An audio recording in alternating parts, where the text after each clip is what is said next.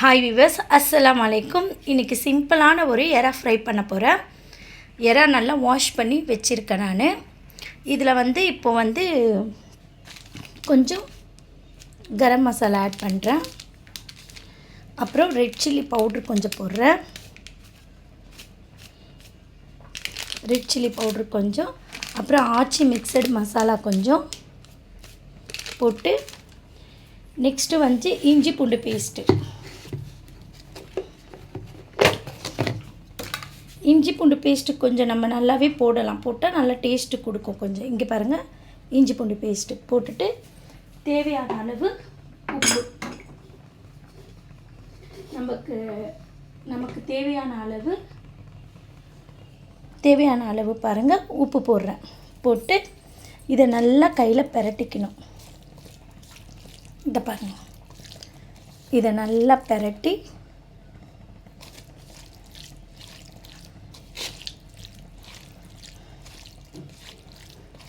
இது சிம்பிளான என்னோடய சமையலெல்லாம் எவ்வளோ சீக்கிரம் சமைக்கணும், அவ்வளோ சீக்கிரம் சிம்பிளாக முடிகிறத தான் நான் பார்ப்பேன். ரொம்ப இழுத்தடிக்க மாட்டேன் சமையலை. எவ்வளோ சீக்கிரம் நம்ம சமையலை முடித்து நம்ம முடிக்கிறோமோ நமக்கும் வேலை மிச்சம். இதை நல்லா மசாலா எல்லாமே நான் போட்டு இதை பிரட்டிட்டு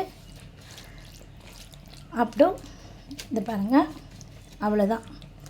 இதில் வேறு எதுவுமே கிடையாது. அழகாக இதை நான் ஃப்ரை பண்ணுறதுக்காக நல்லா பிரட்டி வச்சுருக்கேன். அதுக்கப்புறம் ஒரு கடாய் வச்சு, ஒரு செகண்ட் இருங்க, ஒரு கடாய் வச்சு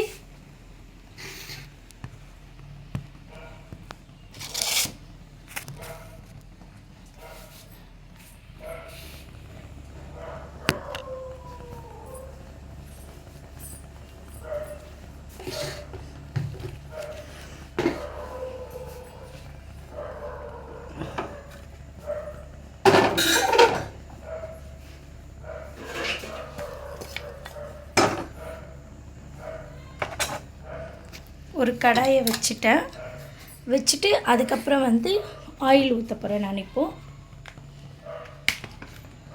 கடாய் நல்லா சூடாகிட்டோன்னா ஆயில் எடுத்து ஊற்றுறேன். நமக்கு தேவையான அளவு ஆயில் ஊற்றிட்டு இது எனக்கு ஆயில் கொஞ்சம் அதிகமாக தெரியுது, அதனால் நான் ஆயில் எடுத்துக்கிறேன்.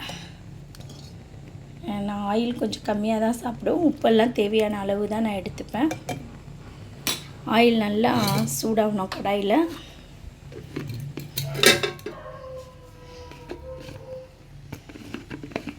வேணும்னா அப்புறம் நமக்கு ஆயில் கம்மியாக இருந்தால் நம்ம கொஞ்சம் ஆட் பண்ணிக்க வேண்டியது தான்.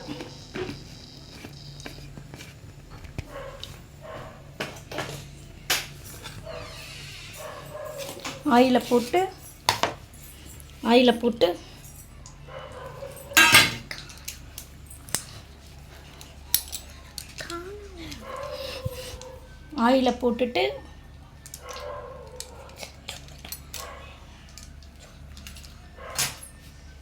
போட்டுட்டு அதுக்கப்புறம் நம்ம மசாலாலாம் பிரட்டி வச்சு எறா இதில் போட்டுடணும்.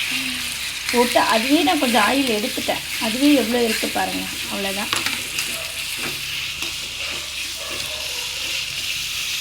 நமக்கு வேணும்னா கொஞ்சம் கொத்தமல்லி கருவேப்பிலை நம்ம போட்டுக்கலாம். இதை பாருங்கள்,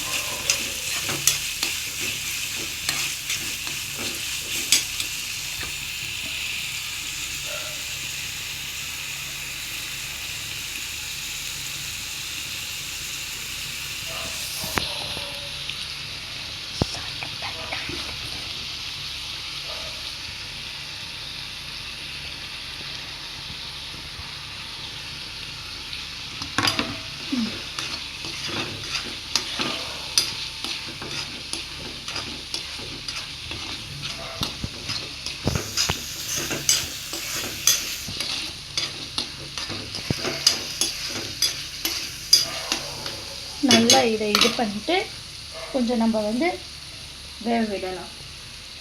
நல்லா இதை நல்லா ட்ரை ஆகி சுக்காகணும். சுக்கா ஆகிற வரைக்கும் நம்ம அப்படியே கொஞ்சம் இதில் விட்டு மூடி வச்சுட்டா அது அப்படியே சுக்காயிடும். ஒரு செகண்ட் வெயிட் பண்ணுங்கள். இதோ கருவேப்பிலையும் கொத்தமல்லியும் கொஞ்சம் தூவி விட்டால் இன்னும் கொஞ்சம் நல்ல மணமாக இருக்கும்.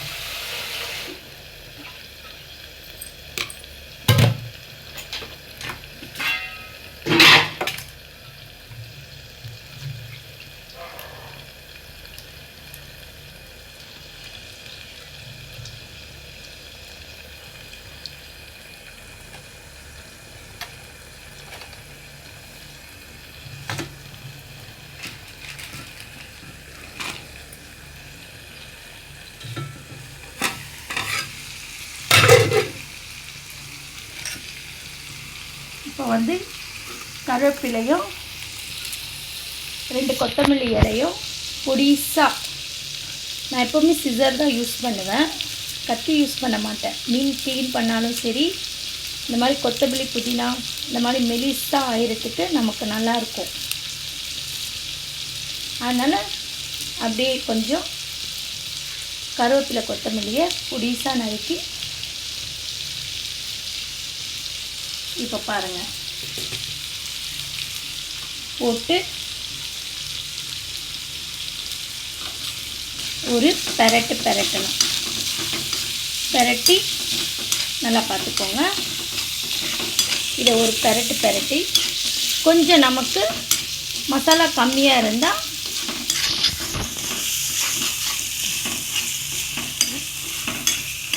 அப்படியே சுக்காவாயிடுச்சு பாருங்கள். நான் தண்ணியே நான் மிக்ஸ் பண்ணலை, அப்படியே மசாலா பெரட்டிட்டு இறக்குற அந்த ஸ்டேஜ் பக்குவத்தில் மட்டும் கொஞ்சம் கருவேப்பிலை கொத்தமல்லி மட்டும் போட்டுட்டு, இப்போ நமக்கு காரம் கொஞ்சம் நமக்கு தேவைப்பட்டா கொஞ்சம் கலர் கம்மியாக இருந்தால் கொஞ்சம் நம்ம ரெட் சில்லி பவுடரை ஆட் பண்ணிக்கலாம். ஆட் பண்ணிவிட்டு அவ்வளோதாங்க. ஜஸ்ட்டு இது வந்து 5 நிமிட்ஸ்க்குள்ளே தாங்க ஆகும் இந்த எறா பெரட்டல் பண்ணுறது ஃப்ரை. அவ்வளோதான். இதை நீங்கள் சூடான சாதத்தில் பெரட்டி, நாங்கள்லாம் சூடான ரைஸில் அப்படியே பெரட்டி சாப்பிடுவோம். கிரேவியெல்லாம் யூஸ் பண்ணிக்க மாட்டோம், இதுவே போதுங்க. அவ்வளோ நல்லா அருமையாக இருக்குங்க. அவ்வளோதான் வியூவர்ஸ், இன்னைக்கான ஸ்பெஷலான அவ்வளோதான். இந்த பாருங்கள், ஃபினிஷ் ஆகிடுச்சு. அழகான ஒரு எறா சுக்கா ஃப்ரை ரெடி ஆகிடுச்சு. இது 5 நிமிஷத்தில் நம்ம சிம்பிளாக பண்ண வேண்டிய டிஷ் இது. நீங்களும் உங்கள் வீட்டில் செய்யுங்க. நாளைக்கு ஒரு வீடியோ நான் போடுறேன். அஸ்ஸலாமு அலைக்கும் வியூவர்ஸ். தேங்க்யூ.